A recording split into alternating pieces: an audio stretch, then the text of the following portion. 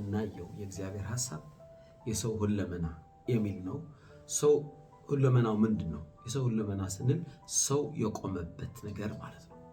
አንደኛ ተሰሎንቄ 5:23-25 ካየነው መንፈሳችሁ፣ ነፍሳችሁ፣ ስጋችሁ ያለ ነውር ይሆን ዘንድ ነው የሚለው። ስለዚህ ሰው በሶስት ነገር የቆመ ነው። ሰው መንፈስ አለው፣ ነፍስ አለው፣ ስጋ አለው። ሰውን ያሰኘው ስራ ነው የሚል በፊት አንድ ተርም ነበርና ትክክል አይደለም። ሰው ያሰኘው መንፈስ፣ ነፍስ፣ ስጋ ስላለው ነው። ከሚገርማቸው እንስሳ ደግሞ ሁለት ነገሮች አሉት። መክብብ 3ኛ ምዕራፍ ነፍስ አለው፣ እንስሳ ስጋ አለው፣ መንፈስ ግን የለው። ሰውና እንስሳ የሚለያዩበት ሁለት መንገድ ነው። ሰው መንፈስ አለው፣ እንስሳ መንፈስ የለው። ምክንያቱም መንፈስ ነው ከእግዚአብሔር ጋር ህብረት እናደርግ የሚረዳን። መንፈስ ቅዱስ ሳይሆን መንፈሳችን ነው ከእግዚአብሔር ጋር ህብረት የሚያደርገው። ሌላው ሰው ቃል አለው፣ እንስሳ ደግሞ ቃል የለው። ዛሬ የምናየው የእግዚአብሔር ሐሳብ መነሻው ነው እነዚህ መንፈስ፣ ነፍስ፣ ስጋ የሚባለው ሰው። ስለዚህ ዘፍጥረት ዕብራውያን 4:12 ስነሳ ደግሞ የእግዚአብሔር ቃል ጉልበታም ነው ካለ በኋላ ነፍስም መንፈስም አካላትም እስከሚለያይ ይሰጥማል ስለሚለው ነፍስ አለ፣ መንፈስ አለ፣ ስጋ አለ። እዚህ ላይ በነፍስ ጀመረ። የተሰሎንቄ ግን በመንፈስ ጀመረ። መጀመሪያ የነበረበት በውስጣው ሰው ነው፣ በመንፈስ ነው። እዚህ ግን በነፍስ የጀመረበት ምክንያት የእግዚአብሔር ቃል ጉልበት ለማሳየት ነውና የእግዚአብሔር ቃል ደግሞ መጀመሪያ የሚመጣው የሚነካው ነፍሳችን ነው ለማለት ነው። እስኪ መነሻው እንዴት ነውና ከማን ጋር ኮሚኒኬት እንደሚያደርግ እናያለን። መነሻው የሚሄደው ዘፍጥረት 1 ነው ከ26-28 እግዚአብሔር እንደዚህ ብሎ ተናገረ። በመልካችን እንደ ምሳሌያችን ሰው እንፍጠር። አሁን በመልካችን እንደ ምሳሌያችን የሚለው ቃል ያዙት። ከአንድ በላይ ሆነዋ ሥላሴ ከዚህ የተነሳው ለምንለው እሱ ነው። እናለ ሰው እንፍጠር ካለ በኋላ በመልኩ ደግሞ ይላል ወደ አንድ ይመጣ ሰው ፈጠረ። እየተፈጠረ እንጂ የተደረገ አይደለም። created not made የተፈጠረ ነው። ምናችን ነበር? መንፈሳችን ነው። የእግዚአብሔር መልክ ወንጌል ዮሐንስ 4:24 እግዚአብሔር መንፈስ ነው ይላል። ኢሳይያስ ሲናገር ደግሞ እግዚአብሔር ስጋ ሳይሆን መንፈስ ነው ይላል። ስለዚህ እግዚአብሔር መንፈስ ነው። በመልካም የሰው መንፈስ ምን ሆነ? ተፈጠረ። እንደ እግዚአብሔር መልክ ስንል እንደዚህ ነው። አንዳንድ ሰው ሁለመና ነው የእግዚአብሔር መልክ ይላል። እግዚአብሔር ብጫም፣ ቀይም፣ ጥቁርም ዋቲኮን ነጭም አይደለም። እዚህ ቦታ ላይ ምን የሰው መንፈስ ተፈጠረ። ዘፍጥረት 2:7 ስናየው ግን እግዚአብሔር የሰው ስጋ ከአፈር አበጀው ነው የሚለው። ግልጽ ነው የሚያስቀምጥልን። ተሰራ። ስለዚህ ስጋችን ተሰርቷል፣ መንፈሳችን ተፈጥሯል። የቀረው ነፍሳችን ነው። ነፍሳችን እዛው ዘፍጥረት 2ኛ ምዕራፍ እግዚአብሔር ኔሻማው ይባል። ኔሻማው ያለው ራዕየ ዮሐንስ 11 ያለው እነዚህ ሁለት ነቢያቶች ከሞቱ በኋላ መንፈስ ገባቸውና ተነሱ የሚለው ኔሻማው ነውና እፍ አለባቸው ይላል። እዚህ ደግሞ እፍ አለባቸውና ሰው ህያው ነፍስ ሆነ። ህያው ነፍስ ተፈጠረች። ለሰው የሚንቀሳቀስ ሆነ ማለት ነው። ስለዚህ መንፈስ፣ ነፍስ፣ ስጋ አለው ሰው። እሺ አሁን ልዩነታቸውና አንድነታቸውን እናመጣለን። ከየትኛው ጋር ነው ህብረቱ? የሰው መንፈስ ከእግዚአብሔር ጋር ነው ህብረቱ። ኢሳይያስ 26:3 በውስጥ ያለ መንፈስ በኩል ምን አድርጋለሁ ነው ያለው? እግዚአብሔር እናገኘዋለሁ። በደንብ ስሙት የጌታ ሰዎች፣ በመንፈሳችን ነው ከእግዚአብሔር ጋር ህብረት የሚኖረው። ስለዚህ መንፈሳችን ወይ ከሰይጣን ወይ እግዚአብሔር ህብረት አለው። ከማይታይ ዓለም ጋር ህብረት አለው። አጋንንታዊ ዓለም ላይ በመንፈሳቸው ነው ሰይጣን የሚያገኙት፣ ሐሳቡ የሚያገኙት። እኛም በጌታ ቤት ሆነን ራሱ በአጋንንታዊ ዓለም የሚደረግ ነገር እግዚአብሔር አይኖቻችሁን ከፍቶ ማሳየት ይችላል ይሆናል። በመንፈሳችን ነው የምናየው።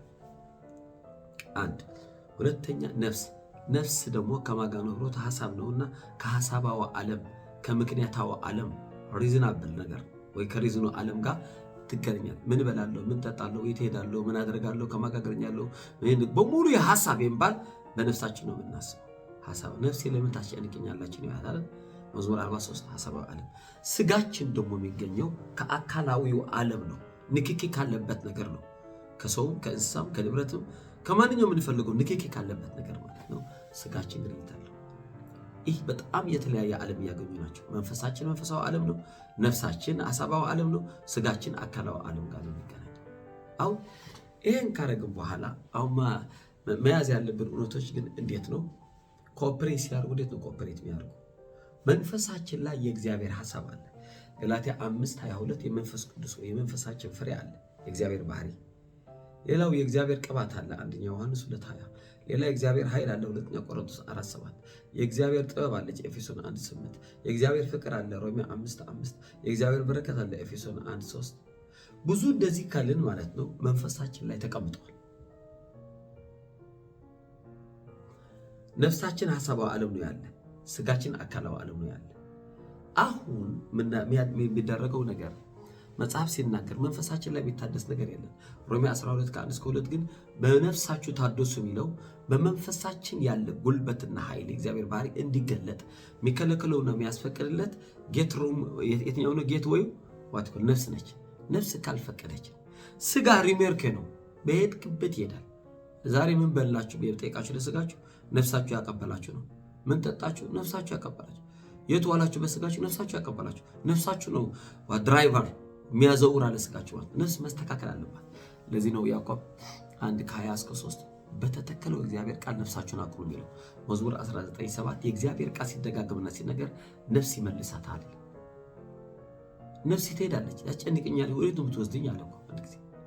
ዛሬ አንድ ነገር ልበላችሁ፣ መንፈሳችን ላይ ያለ ጉልበት፣ መንፈሳችን ላይ ያለ የእግዚአብሔር ሐሳብ እንዲገለጥ ዋናው ላይ ነፍሳችን ነው መታደስ ያለባት። ያልታደሰ ነፍስ፣ ያልታደሰ አእምሮ ያለው ሰው ከነ ኃይሉ ከነ ብቃቱ ከነ ፍሬው ከነ ነገሩ አይገለጥም።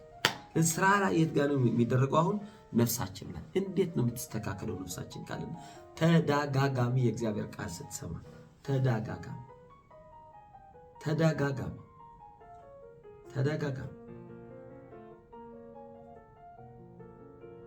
ስለዚህ ነው መዝሙር ቦታ 19:9-11 የሚለው ዳዊት ኃጢአት ካደረገ በኋላ ጎበዝ ለመንገዱ በምንጠነቀቅላት እንደ እግዚአብሔር ቃል ነፍሱን በማሸነፍ።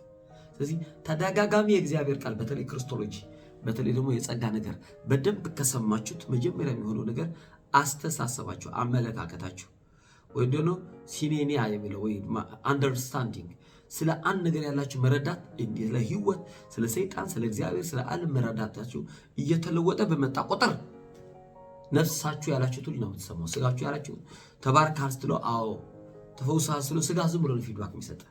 ዛሬ 3 ነገር አይተናል በደንብ ካያችሁት። 1 የሰው ሁለንተና መንፈስ፣ ነፍስ፣ ስጋ መሆኑ በደንብ ተመልክተናል።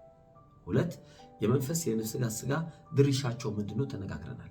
3 ኮሚኒኬት ሲያርጉ አብረው እንዴት ነው የሚፈሱ የሚለው አይተናል። ይህ ነገር ቅዱሳን አንድ ዳግም የተወለደ ሰው ነገር በደንብ ካልያዘ ክርስትና ጉዞ እንዲገፋው ያስቸግራል። የነገር ሲሪየስ መያዝ ይገባናል።